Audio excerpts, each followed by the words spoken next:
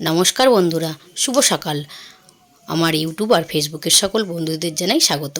আশা করি আপনারা সকলেই ভালো আছেন, সুস্থ আছেন। আমিও ভালো আছি, আমার পরিবারের সকলেই ভালো আছে, সুস্থ আছে। সকালবেলা সব কাজ সেরে নিয়েছি, সব কাজ সেরে এই এমনকি পুজোটাও দেওয়া আমার কমপ্লিট হয়ে গেছে। এবার মাম্মামকে তুলে স্কুলে পাঠাবো। সকালবেলায় গরম গরম ভাত করে নিয়েছি, আর এই গরম গরম ভাতের সঙ্গে ডিম ভাজা কার না খেতে ভালো লাগে বলুন? আমার তো ভীষণ ভালো লাগে, কিন্তু এই শীত যেহেতু পড়েছে ভাত তো আমি একবারই খাবো, কারণ ভাত যদি বেশি খাই তো আমার গা হাত পা ফুলে যাবে। বাবুর স্কুলে পরীক্ষা চলছে, আর এই যে মাম্মাম স্কুল থেকে চলে এসেছে। স্কুল থেকে এসে খেয়ে দিয়ে ওকেও গরম ভাত দিয়ে ডিম ভাজা দিয়ে ভাত খাইয়ে দিয়েছিলাম। ও খেয়ে দিয়ে এই যে টিউশন যাবে, মামকে টিউশন ছেড়ে ফের বাবুকে স্কুলে ছাড়তে যাবে পরীক্ষার জন্য। ততক্ষণ পর্যন্ত দোকানে বসেছিলাম আমি, আর টিউশন আর স্কুলে দুজনকে ছেড়ে দিয়ে আসার পরেই আমি চলে এসেছি দুপুরে রান্না করতে। আর এই যে কড়াটা তেল গরম করে নিয়েছি, গরম করে নিয়ে এই যে নুন হলুদ মাখিয়ে রাখা মাছটাকে চাপিয়ে দিচ্ছি ভাজার জন্য। মাছটাকে এপিট ওপিট করে লাল করে ভেজে নিয়েছি। মাছ ভাজা হয়ে গেছে, এবার মাছ ভাজাগুলোকে তুলে নিচ্ছি। আর এই মাছ ভাজা বা মাম্মাম যদি একবার দেখে, ও তো ভীষণই মাছ খেতে ভালোবাসে, মাছ দেখলে ভীষণইও খুশি হয়ে যাবে। মাছটা ভেজে তুলে নিয়েছি, তুলে নিয়ে ওই কড়াতেই তেল একটু বেশি করে দিয়ে দিয়েছি। দিয়ে ওতে একটু কালো জিরে ফোড়ন দিলাম, আর রসুন থেতলে রেখেছিলাম, রসুনটাকে দিয়ে দিলাম। রসুনটাকে নেড়ে চেড়ে লাল করে ভেজে নেব। আর আজ একটু কচু শাক রান্না করব। কচু শাকে না রসুন দিয়ে রান্না করলে বেশ খেতে ভালো লাগে। রসুনটা ভেজে নিয়ে ওতে পেঁয়াজ তুলে দিয়েছি, পেঁয়াজটাও নেড়ে চেড়ে ভেজে নিয়েছি। আর এই যে কাঁচির সাহায্যে কাঁচা লঙ্কাটা কেটে নিলাম। আমার না কাঁচা লঙ্কাতে মানে হাত কাটলে বা দললে তো হাত জ্বালা করে, তাই জন্য আমি কাঁচি দিয়ে কাটলাম। আমার মতো কার কার এরকম হয়। আর সামান্য একটু হলুদ দিলাম, আর একটু লঙ্কা গুঁড়ো দিয়ে একটু নেড়ে চেড়ে নিচ্ছি। অল্প করে শুকনো লঙ্কা দিয়েছি, যেহেতু কাঁচা লঙ্কা দিয়েছি।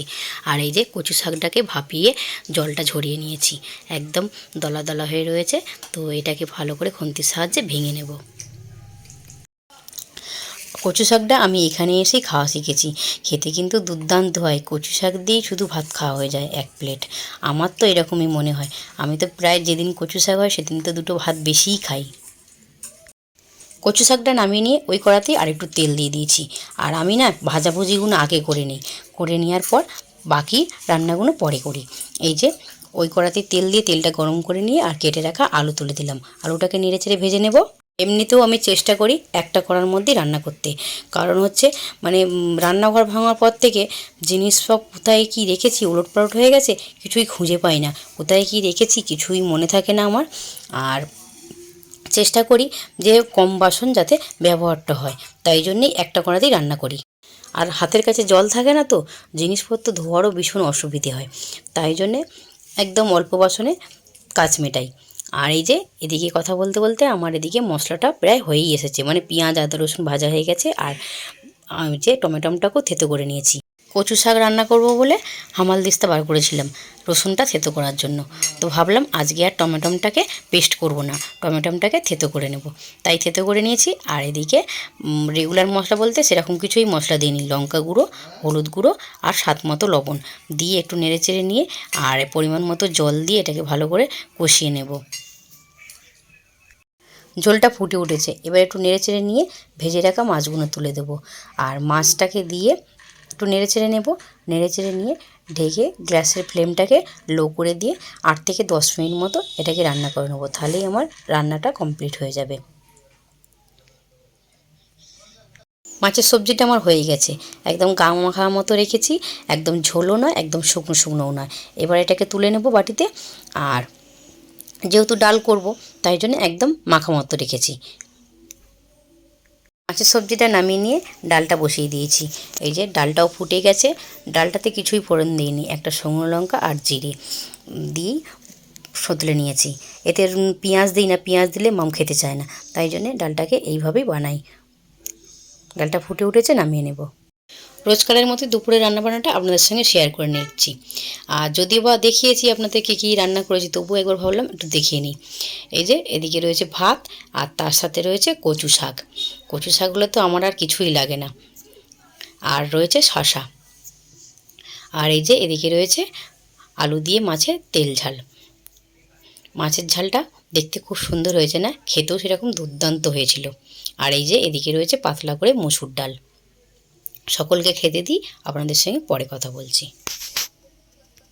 এখন অনেক সময় পর, আর আমি মামসোনাকে দুপুরবেলা বলেছিলাম ঘুমানোর সময় যে তুমি ঘুমিয়ে পড়ো, তোমাকে বিকালবেলা চুল বেঁধে দেবো।